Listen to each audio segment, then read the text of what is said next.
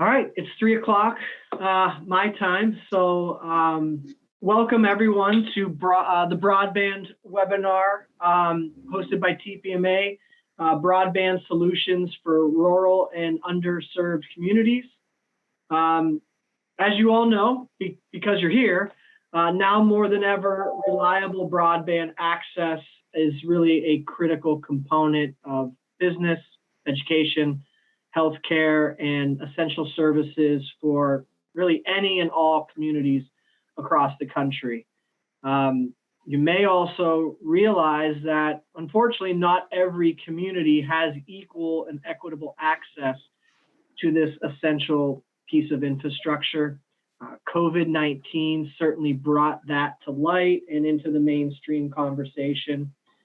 If you yourself are here today representing a community who is struggling with access to broadband for your residents and constituents, I think you're in luck, because we have really an esteemed panel of experts with us today who you will be meeting shortly.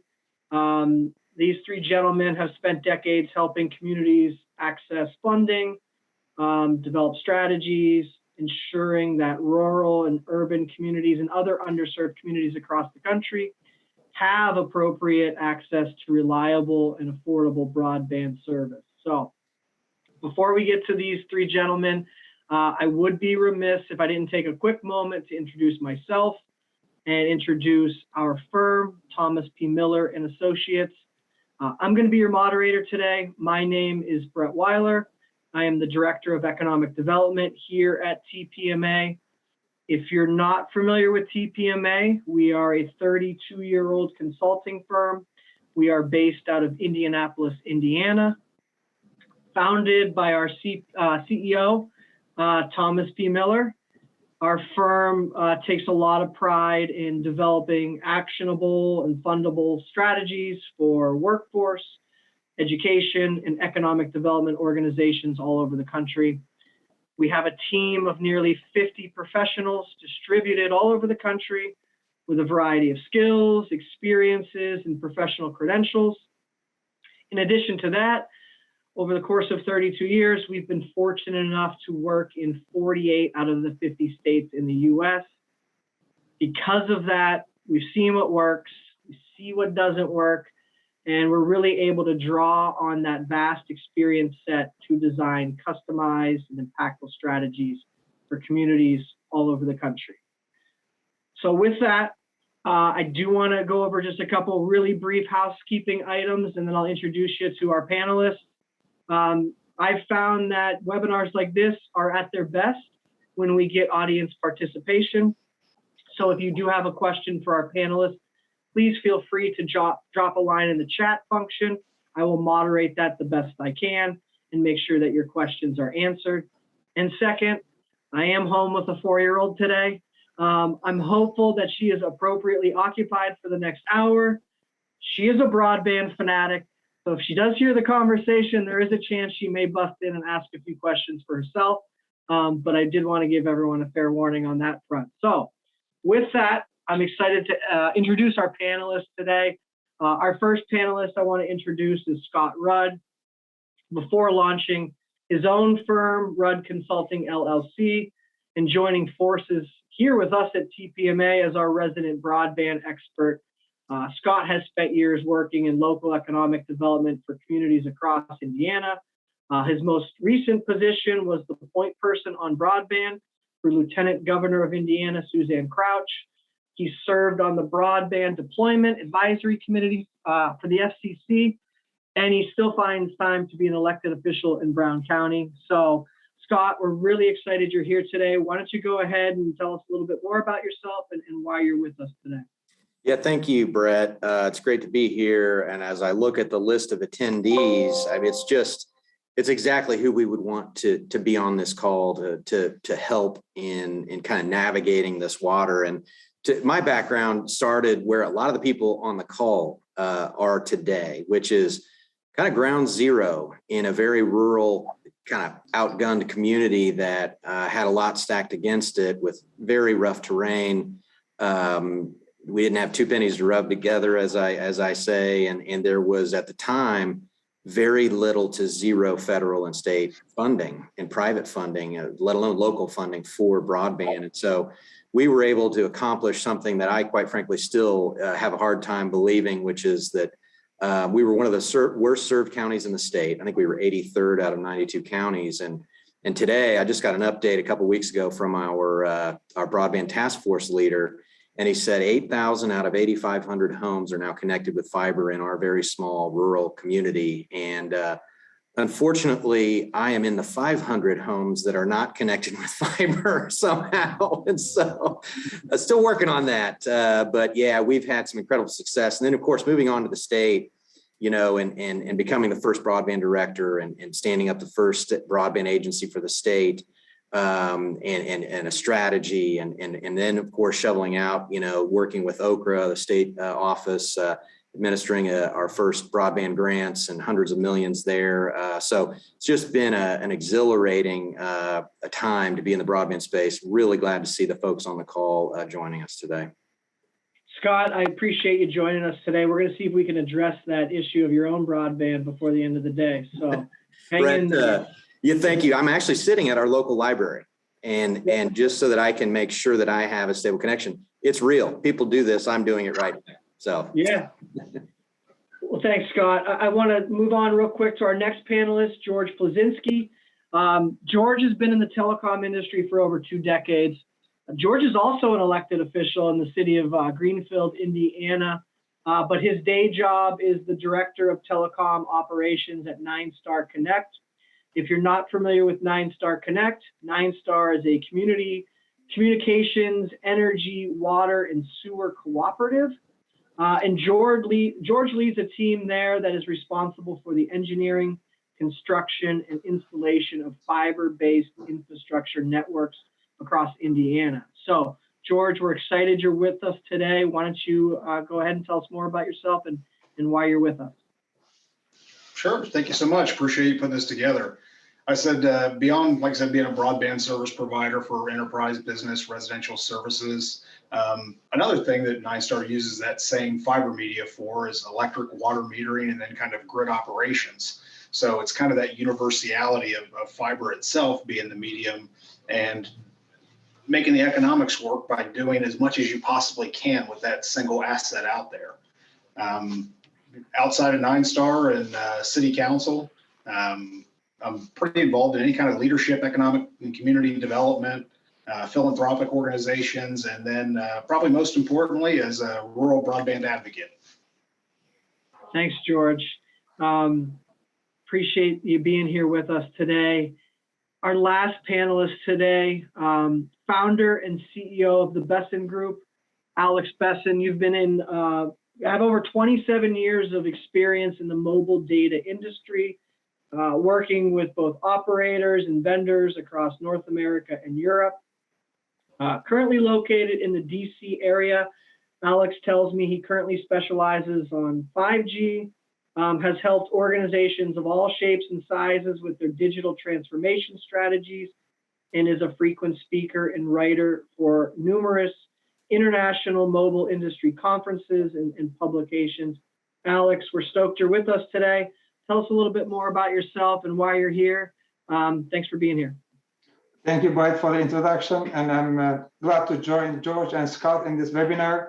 Yes, I've been in the mobile industry for over 27 years. I started working at startup mobile network operators and mobile vendors in the US and Europe. And I've been running my independent consulting practice now for 17 years. And I've been focused on mostly on mobile broadband technologies, right? So if you look at the fixed wireless access, sometimes satellite as well, I get involved in the satellite broadband technologies as well. So those are my key expertise. I will put the business plans together, business cases together, demonstrate what is the cost of ownership of deploying this broadband network in a specific geographic area, understanding the CapEx requirements, understanding operating requirements, and then looking at it, the potential business case models, how the municipalities, or institutions, they can leverage or monetize this broadband network, once it's deployed. Right? So that's my expertise. Thanks, Alex. So let's jump right into this. I want to start with doing some level setting with the three of you. I'm going to ask all three of you to answer this question. I'm actually going to start with Alex. Alex, I thought you did a really good job of explaining this to me when we met last week, but pretty simple question. What exactly is broadband? We hear the term all the time. It's tossed around a lot. Explain to us, what is broadband? Yeah, so I'm going to stick with the FCC's definition of broadband. Right, so that's where everybody has a common understanding. So FCC defines broadband as a speeds about 25 megabits per second for downlink and about 3 megabits per second for uplink today, right? So it is expected that the definition of broadband will also increase over time to account for all the new applications and the use cases that require additional data rates. But today, this is the basic broadband speeds, 25 megabits download, 3 megabits upload, okay? So that's the broadband definition for you. So as you said, based on the fiber technology, based on fixed wireless access, satellite, you will see different speeds for each different technologies. We can get into it later if you like. Thanks, Alex. Scott, when we ask you what is broadband, what do you think of? What do you think? So I agree with Alex. I mean, 25.3 is the speed. I would also kind of highlight that that's the absolute rock bottom minimum speed as defined by the FCC. So it doesn't get any slower than that. So I would suggest for the folks on the call, you definitely don't want to set that as your goal. That speed threshold is also, I think, about 7 years old now. And if you think about the speed and the different uses and the number of devices that we're using now compared to 7 years ago, we're in a very different place. And yet that minimum speed has stayed at the rock bottom 25.3 for some time. I would also add a little definition by the FCC that kind of summarizes generally what broadband is. And that is, they define advanced telecommunications capabilities as being able to be online with multiple devices at one time, functioning together kind of seamlessly, right? So if you're dropping video or you see spinning lines, then that's probably not broadband. Thanks, Scott. I got a couple follow-up questions, but I want to give George an opportunity. George, anything you want to add on or elaborate? No, kind of much along those same lines with Alex and Scott has open to interpretation. A few trends in the marketplace, kind of symmetrical or full duplex 1 gig used to kind of be the gold standard for broadband. Vendors and stuff they're up in the ante on it. Kind of pick your poison of XGS, NG-PON 2, and 2.5, 5, 10 gig to the home is not even just possible, but realistic. Consumer products kind of follow those trends. And like I said, you can look on Amazon today and see consumer grade residential 2.5, 5, and 10 gig equipment with WAN ports for wireless routers for the home. But obviously, kind of for our conversation, the most important definition of broadband is what the FCC says broadband is. And as they alluded to, it's much too low to meet the needs of everything people are wanting to do. So I guess what I'm hearing from all three of you is there a difference between broadband and just internet access? Is that a fair statement to make? Why is that distinction important? I mean, you've outlined a couple of reasons why, but why is that distinction important between broadband and just having access to the internet? I believe it's all about the applications. That what kind of application do you want to use once you have access to to internet, right? So if you are looking to playing games, right? So it was going to require higher throughput, higher data rates than you can get from FCC's definition of broadband, right? It's not going to be sufficient enough for you. So you are more likely, require a fiber type of broadband connection, right? So it all comes down to in my opinion, applications that the consumers or enterprises are looking to leverage or use on the internet, right? Brett, I think George can answer this better than I can. He's much more technical than me, but latency is something that a lot of communities don't talk about, and that is a critical piece of this picture. And it's beyond the 25.3 speed. George, could you talk about that a little bit? Actually, sorry to throw that question there. I think it's an important point. Oh, absolutely. I know like Starlink's kind of been, we'll just say kind of the darling of the kind of maybe the rural broadband future, but there's ultimately latency issues with that. When you're traversing a signal from Earth to space, back down to base stations, there is that lag there. And real-time applications such as kind of gaming or interactive applications, even much like we're doing today, are inhibited by that latency. Great. Last level setting question, if you will. And again, I'm going to pick on Alex first here again.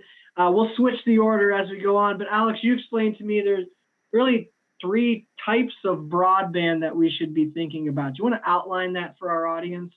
Yes. So what I shared with you, but I believe they will be looking at the fixed broadband, right? So like fiber type of deployment. You have the fixed wireless broadband, like today you see from the new spectrum and deployment. CBRS is one option.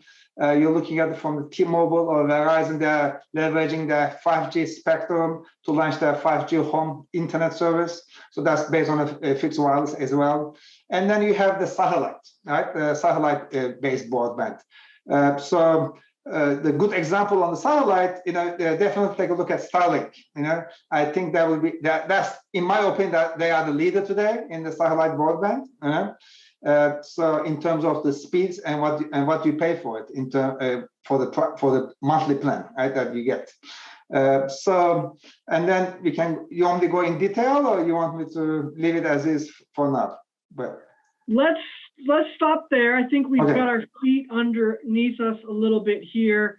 I want to shift over to George with our next question. And really, I think the purpose we're here today is how can broadband help move the needle in rural and underserved communities? George, I'll start with you. We'll go to Scott and to Alex. No, absolutely. I'm going to exclude 9Star and some other. There's some great companies in Indiana that are really, like I said, moving that needle in rural broadband. But by doing so and including all of those in there, you're really including full participation, full economic participation in distance education, telehealth, work from home, work from anywhere, and then kind of that another little buzzword, kind of that rural outsourcing into the gig economy. You have an untapped army of possible coders and everything else that can work on those scientific and technology things if only they had, number one, the chance to do some education on it, and number two, to be able to participate in it. Thanks, George. Scott? Yeah, one thing I want to say there is, a lot of people think that the broadband finish line, so to speak, is when deployment occurs to the home, business, or public building, right? So they think, you connect that building and boom, we're done, right? Problem solved. The real finish line, however, is when people not just get connected, but fully utilize the technology that they are now connected with. That's when we see the benefits to health, education, economic development, all of those quality of life things, right? But if they don't engage and fully utilize, which means they need digital literacy skills, they need equipment, they need to be able to afford that connection. And these are some of the things that we can be very helpful to communities and states and regions and others with in strategizing how, how to make sure you go into this deployment eyes wide open so you don't get to what you think is the finish line and realize, oh boy, we've got more work to do here. That's a great point, Scott. And I think we're going to circle back to some of that in a bit. Alex, why is broadband important to rural and underserved communities? Yeah, but I believe depending on the household density, you have to look at the different broadband options, which might be more economically viable, right? For example, in a dense area with high household population density, fiber is more appropriate means to deliver broadband. But in areas with low population density and a very few households, you might be considering like fixed wireless access, maybe satellite-based broadband will be more viable. So I believe that broadband operators, they should have a toolbox of solutions to serve their customers in the rural areas, right? And they should be either maybe offering to a partnership with the satellite operator or with the fixed wireless operator, and then jointly with the fiber the operator, the one who deploys the fiber broadband connection there. So I think they should put in a toolbox and then offer it based on the needs of the customer's location, in my opinion. Thanks, Alex. I do want to remind the audience that if you have a question, you can drop it in the chat. I did see a hand raised earlier. If that individual would like to re-raise their hand, we can address their question, or we can move on with some of the other questions that Brett, I have. I see Claire has her hand up. Claire, I'm going to allow Claire to join the conversation real quick and ask her question. Claire, are you still with us? I don't think I meant to raise my hand. I'm so sorry. But hello, everybody. Hello, Claire. Thanks for joining us today. I promise I'm listening. I just didn't know that I clicked that. All right, Claire, I'm going to take you off the screen. Okay, perfect. Thanks. All right. I don't see any other questions. So, Scott, I'm going to go back to you real quick, and I'm going to ask you to unpack the term digital literacy for me a little bit more. When we say digital literacy, what all does that entail? It's the full spectrum of uses, whether you are an individual, retired in your home, wanting to access telemedicine and knowing how to do that, to a manufacturing operation, advanced manufacturing operation that wants to skill up its employees to incorporate robotics and coding and other kind of custom solutions into that operation, and everything in between, right? You need to be able to learn from home, right? And as we all learned through the pandemic, if your children were at home, it can be kind of complicated to navigate these platforms and understand passwords and remembering those, right? And even those simple functions, if you're in local government, and you're successful in attracting broadband investment, your staff needs to understand for the first time these folks are connected, right? And so how can they work, more efficiently with their population to, allow them to not, for example, have to drive all the way in, sometimes 45 minutes to a county office to submit a piece of paper and drive 45 minutes back to home. Meanwhile, their children are in the car, they've taken off work, they've lost half a day of productivity, right? These are the things where, when I talk about that finish line, that's where we want to get. We want to eliminate all those inefficiencies and create opportunities for people, let alone the business development that can occur there, right? With businesses, quite frankly, we were concerned we were going to lose businesses, that they couldn't stay if we didn't do this connection, let alone attract and retain or expand existing businesses. So it's a huge opportunity, and the worst thing we can do now as a nation, as a state, a community, is to allow our area to languish and not take action right now at such a historic moment. Literally, I mean, we've had so many historic announcements in broadband over the past year and a half. It is just it's just phenomenal, right? And the infrastructure package being the latest, massive historic, the granddaddy of them all, so to speak, on top of all the others. It's, let's not languish. Let's move forward. Let's get in this race and finish the job when it's, it's never been a better time to do that. Yeah, Scott, I'm glad you brought up the infrastructure package. We're certainly going to touch on that here momentarily. Alex or George, either of you want to expand on that definition of digital literacy? Scott did a great job, but anything you want to add? If not, I do have a follow-up question, and any of you are free to answer it. But I'm wondering, is there a case study or an example of a community or an organization or even a business that has embraced this idea of digital literacy that you could share with the group? Scott, I see you nodding your head. You want to go ahead and tackle this one too? Well, there's just some great people on the call today who have accomplished really incredible things. And one of those is a region in the Southeast called SERPC. And I believe they were the first region in the state to work towards getting an entire regional digital literacy plan together. And I won't put anybody on the spot there, Susan or Sarah, Rennie, I think you're down there now, but there are some things happening at that regional level. ROI is also, Regional Opportunities Initiative, also on the call, doing incredible work, getting digitally literacy kind of focused folks in each county, tackling that issue county by county, utilizing their resources locally to get the word out and help, neighbors, friends, family, coworkers, customers, patients, students, patrons, understand and be, it can be really frustrating, right? And people get tripped up. And so this is a little bit of a community action, a kind of a call to community action. Digital literacy, for example, Claire raised her hand, didn't even know it. We'll point out Claire, right? We're still figuring all this out, right? And just like we have those challenges, so do all of our neighbors and everyone around us. And it's just, so that's, I guess I'll just leave it at that. Thanks, Scott. Anyone else? Honestly, there's a few things even kind of on the local level. Just being a small cooperative in Central Indiana, once a month we host what we call our nerd night, where we're giving our members access to our hardcore networks operations folks. And usually there's it's about an hour and a half, and they'll usually cover a couple topics. But probably the most loved thing is, they're bringing in their wireless devices and say, can you help me get my email set up on my phone? Nice. And that kind of stuff. And I said the members absolutely love it. And like I said, it's that little bit of we see a lot of the same faces month in, month out, but it's see a lot of new faces in as the kind of the topics evolve. One of the big things on kind of the broadband is the over-the-top video, and people just need to know how to use it. And like I said, it's great little even things that you can do at the local level to help out with that.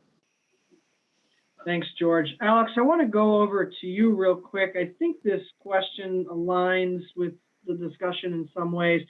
You talk about developing digital transformation plans for businesses and organizations. Can you tell us what that means exactly? Yes. For example, let's say a municipality where they want to launch that smart city program or smart city initiative, right? Leveraging the broadband assets that they have, or maybe looking to expand outside the coverage area. They can, they have multiple options. They can sign partnership agreement with the water company. They can sign partnership with the cable operator in the local town. They can definitely look into the, I'll say, households to generate some revenue opportunities from them. So there will be multiple revenue options that they need to consider in order to fund this digital transformation for the county or the municipality, right? So I think that building the business plan based on the multiple different, I'll say, technologies, understanding the user requirements, of that county. Is it maybe looking at a low, like a low density? Is it a high density? What type of, is it going to be for the IoT devices, or is it going to be for consumers? Is it going to be for enterprises? So it's all going to drive the requirement for the digital transformation overall, right? Because of the bandwidth, and then they can go and sign a partnership agreement with those bandwidth or broadband operators, right? Who's going to provide that throughput for them? So that's what I think is very crucial, in my opinion. Thanks, Alex. We have received a few questions in our chat channel here. Robbie, we're going to get to your question in a minute, so hang tight. I promise you we'll answer your question. And then we have an audience member who's asking, George, can you speak about 9star's journey to provide broadband to their service area? How did you assess the need, plan the deployment, and find funding? Absolutely. Like I said, we could probably talk. I could almost operate the whole rest of the webinar on kind of the 9star story, but I'll be brief with it. I said 9stars, we'll just say their fiber to the home, their broadband journey began in 2003. And I was fortunate enough to be on that installation team to actually install our very first customer. And fast forward, it took a lot of years. was formed by the marriage of a telephone cooperative and an electric cooperative. And January 1st, 2011 was the first operational year for 9-Star Connect of the joint utilities, joint cooperatives. And it took us from 2003 to, I think, 2014 to completely overbuild our telephone cooperative service territory, about 9,000 address points.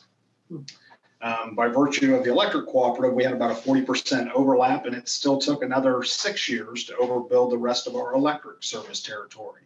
But being member-owned, member-operated, all our directors are members, they really had that vision early on that if you're a member of the cooperative, you deserve the best and highest speed internet access possible. The groundwork was laid even before I had ever came on, back to the old telephony and digital switching and DSL days and wireless. They have always been kind of at the forefront of trying to get those types of services in the hands of their members. Great. Thanks, George. And thank you for the question, folks. I'm going to move on real quick to one of my questions. I promise those of you that have a couple other questions hanging out there, we'll get to you. But I want to try to keep some logical flow here. So let's talk workforce development. And I'm actually going to go right back to you, George. How do we raise career awareness and establish and scale education and training programs around broadband? I'll tell you, this is definitely absolutely top of mind, kind of given the current occupational climate, just past the Great Resignation, and kind of coupled with very few options for a broad curriculum and training program based around, fiber to the home and communications. Almost to the point where a couple years ago, 9-Star worked to develop their own apprenticeship program, to say it. It's not a formal apprenticeship yet, but it's kind of encompasses some skilled technical trainings and certifications, community college courses, and probably most importantly, on-the-job training. We're currently on a committee or steering a committee for our statewide association for electric cooperatives of trying to get kind of broader adoption amongst the cooperatives and then Department of Labor recognition for that. Beyond that, I know the Fiber Broadband Association recently announced their optics program, which was kind of I think a 12 or 14 week for skilled trades towards that fiber optic and creating and producing fantastic technicians. And I know that's being piloted in North Carolina right now. I think the first class is actively either going through that or getting ready to start it in the spring semester. But it honestly looks like a fantastic program. And if it gets broader expansion, we'll likely incorporate that into our apprenticeship and replace our current credentialing programs. Great. And it turns out that TPMA is very adept at helping communities and organizations establish and organize work-based learning initiatives. So I appreciate you bringing that up as a method to do it. Scott, I want to maybe go over to you as well. I feel like you may have some thoughts given some of your roles in the past. Yeah, the way I think about this workforce, and I think George nailed the workforce in terms of the provider kind of needs, and there is significant pressure on that space, as he alluded to help deploy what is now this massive financial resource that we have. We need more workers, right, at all levels. And so, but I'm going to talk a little bit more on the economic development side. A lot of people, when they think about how many homes they want to connect with broadband and the value of that, Purdue did a great study that talked about the return on investment of broadband investment. But one of the things I want, particularly the economic development community folks on the line to think about is, it's one thing to discuss how many thousands of homes and locations you want to pass, right? And that's usually a significant number. Now, allow yourself to think about all of the vacant lots and buildable home sites between all those existing homes. And that number exponentially grows far beyond those existing home locations in many of these rural counties, right? The other thing, when workforce comes to mind, in particularly rural areas, is the brain drain that we know we see happening, right? I was one of those people. I left right out of college immediately and left the state thinking, there was something greener on the other side, and came back. But a lot of these particularly the younger and professional age folks, they're leaving these areas because they simply can't stay. And so a lot of that is brain drain. We talk about, my home county was not very open to a lot of economic development, but we loved the idea of keeping our friends and family and children home and bringing them back home to the farm and to live nearby, right? To be a part of the family. That's something every community wants, right? Regardless of whether you want development and broadband is, and then of course those folks move home and they bring skills with them. They bring, they become a part of our workforce. They put children in our schools. They start businesses, et cetera, et cetera. Third thing I'd mention when we talk about workforce in this space is e-commerce, right? And whether you're a tourism-based economy or you are, whatever it is, this capability now all of a sudden creates a completely new dynamic where, quite frankly, you can work now globally from your home, right? You become a part of a global workforce, and vice versa. You now can, if you can operate your business with a quality connection, you can now access a quality global workforce. And so many things are changing. Then of course we talk about the cost of rural residents commuting to maybe some of the more urban areas in search of higher paying jobs. That cost can now be lifted, and access to those jobs, now becomes more viable. So very, very interesting space. And I know TPMA is a real pro in that. And so look forward to working with communities to really strategically think about how they move forward. And a lot of what I just said is also digital literacy based, right? We've got to make sure people are skilled up. Thank you, Scott. Thanks, George. I have another question that came in through the chat, and I guess I'll open it up to any of you gentlemen to take this one. How do we advocate our local REMCs and local governments to push for better broadband in our areas? I must admit, I'm not familiar with the acronym REMCs. Some of you may be, but how do we work with our government? Rural Electric Membership Corporation. Perfect. Cooperatives. Yeah, okay. George, you want to go ahead and take a stab? Yeah, a little bit. I think at last count, I know there's 35 electric cooperatives in the state of Indiana, coupled with, the IOUs, the Duke Energies, the AEPs. I think of those 35, over 20 are actively installing fiber currently as it stands. Some are just doing substation to substation and partnering with other providers to utilize those assets. Some, like she mentioned, Jackson County and South Central, they're going much like 9-star, full bore fiber to the home to all their members. Obviously, if you're a member of one of those cooperatives, they do have an annual meeting every year. I'm not advocating getting out the the pitchforks and torches, but like I said, it's member owned, member driven. So advocate. I had some experience in my prior role in Brown County. We have 2 REMCs, and REMCs, as George mentioned, are member owned, which means if you're on the electric service, you have a vote for the board leadership of that organization as a member owner.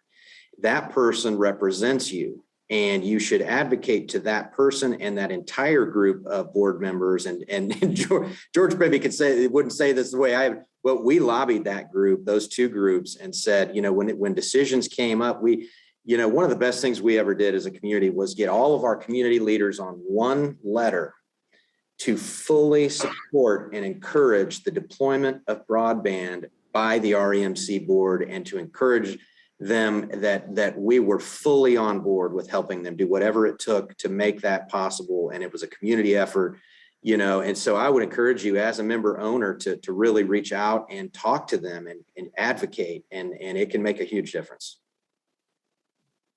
Thanks, Scott. I want to get Alex back involved here. So Alex, I want to talk funding, okay? A lot of money out there right now. I'm a small community. What do I do to try to figure out where the resources are and how maybe I can procure some of the financial resources? I mean, again, I will start the first recommendation, Brett, will be check out the FCC's website, right, for broadband section. You know, they do post lots of announcements there. And then I think that they will also provide links to the other websites, and then all the way to the local communities, right? You can follow through. So that will be my first recommendation. Go to the FCC's website, and then try to also find out from your local resources. If you hear anything, from the municipality or the county economic development, they might have maybe additional information that they can share with you. So that would be my two recommendations for you. Thanks, Alex. We know there was the $1 trillion infrastructure bill passed. They're saying about 65 billion of that is set aside for broadband. Do you have any sense, and I guess I'll open this up to all of you, how is this money going to flow through the pipeline? And in your opinion, are cities and states ready for it at this time? George, you want to go first? Or you want me to? No, go right ahead. Thanks. Yeah, that's a great question. And, here's just some advice to the folks listening today. Don't get too laser focused on one of these funding pools. And by the way, there are lots of funding streams, right? The infrastructure bill is just one. And as I mentioned, it's kind of the granddaddy, but there are lots of grandbabies out there. And one thing that I want to encourage you to do is make sure you're going into any investments eyes wide open about all of your possibilities, because what you could accidentally do is make an investment, even a short-term investment, say in a wireless point-to-point service that can be stood up quicker, and not realize that what you're doing there in trying to serve your community in a short-term way is that you're actually eliminating eligibility for a long-term solution that you may be seeking, and the federal and state funding that could flow to that. If those areas are served, they are not eligible. And so you want to be really careful about seeing all of the different funding sources. And we could talk for, a week about these in depth, but, that would be my advice, really strategically map those out and identify areas where each funding source can be used. And then you'll have holes, and that's where you go to your private funding, you go to your local ARP dollars, et cetera, et cetera. But want to encourage you to be very strategic in that way, if possible. Kind of add on to those, like I said, Scott did an absolutely fantastic job. I'm going to give him all the credit because he's the former state guy on here, but spent a lot of time on the Indiana Okra site.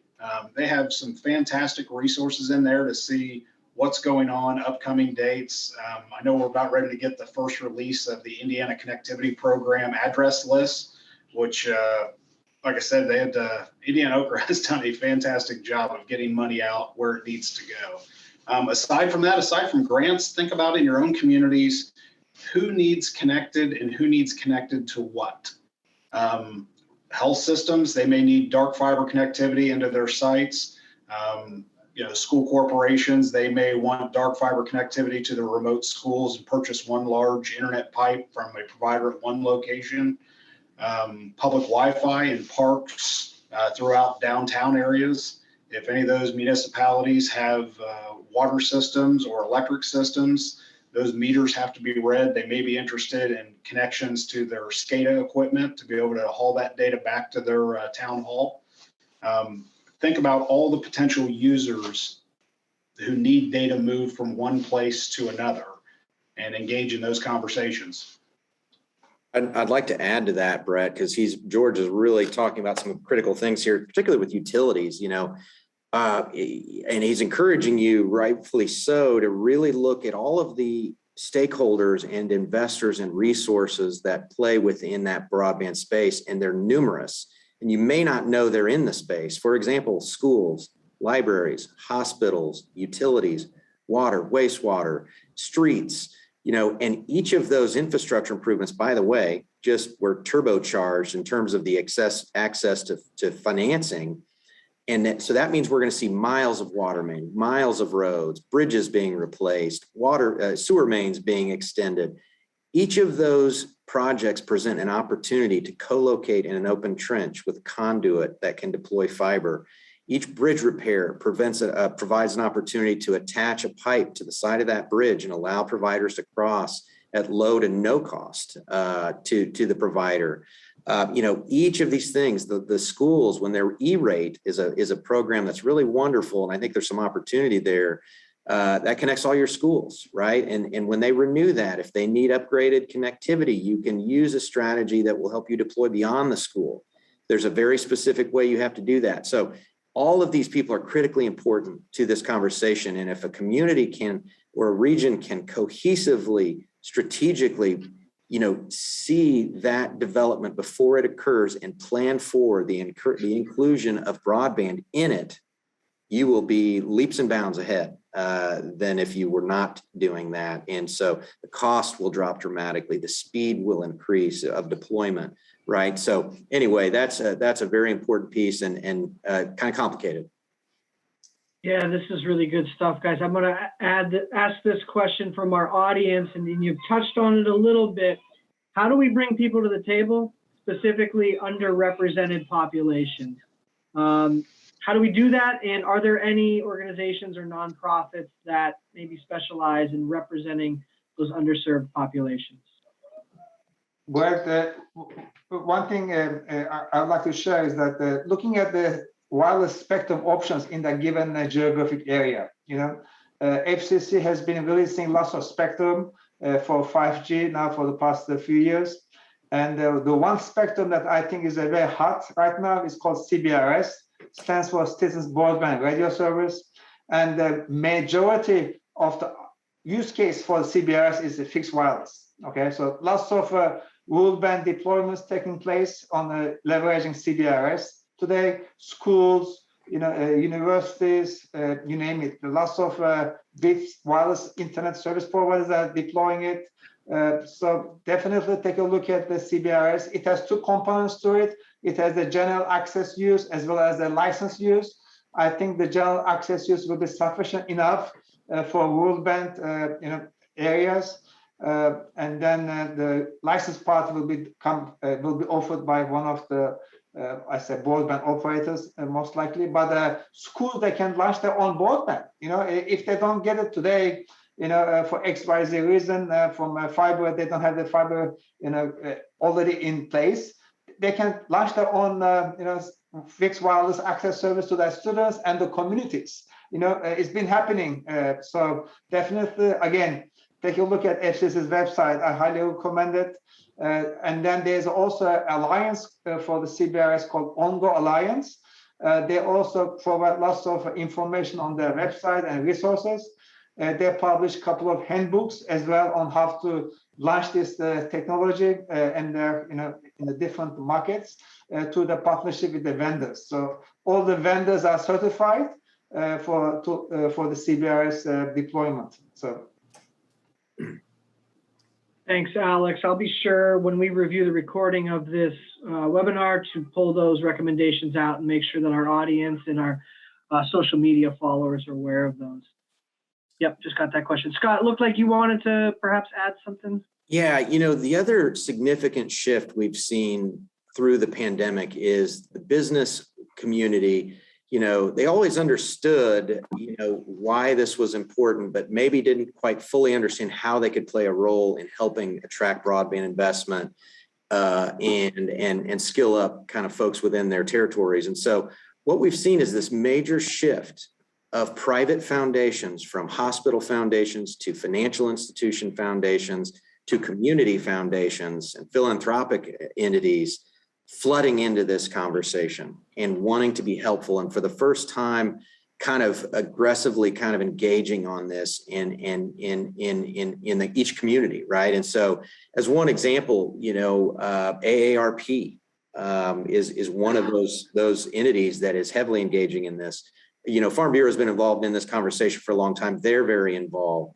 The community foundations, as I mentioned, The Indiana Philanthropy Alliance was engaging on this issue last year and continues to be interested. And so we have all of this new interest, and those interests also want to reach, in many cases, those underserved populations, those underrepresented entities, and are filling that void and filling that void in terms of creating a voice for those people in the policy conversations and the funding conversations. And that's why we've seen this incredible inflow of subsidies for people, as an example, who can't afford it. The service that they may have today, and I call it kind of a virtual light switch program, where a person today and their family is sitting there with a great connection at home, but simply cannot afford the $50 a month, so they go without.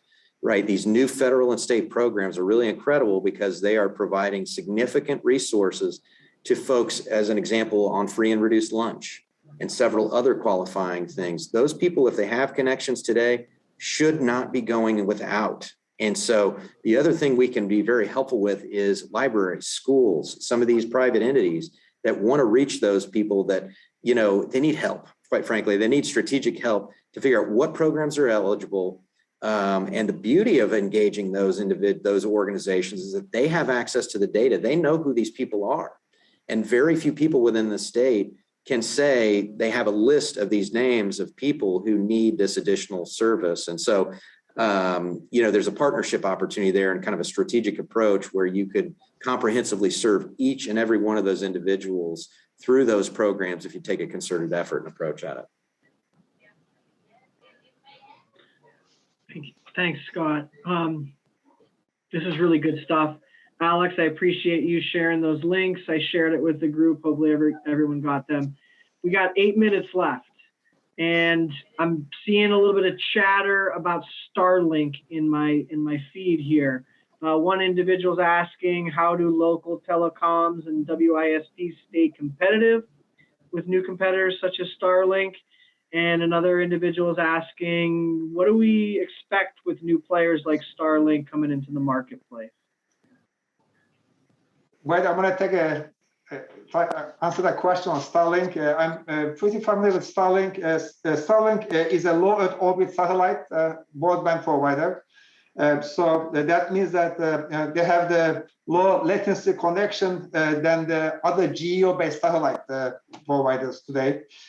So also the dishes are much smaller for Starlink, and the latency is about 45 milliseconds versus the other HughesNet or Viasat is about 650 milliseconds, or 724 milliseconds on the HughesNet.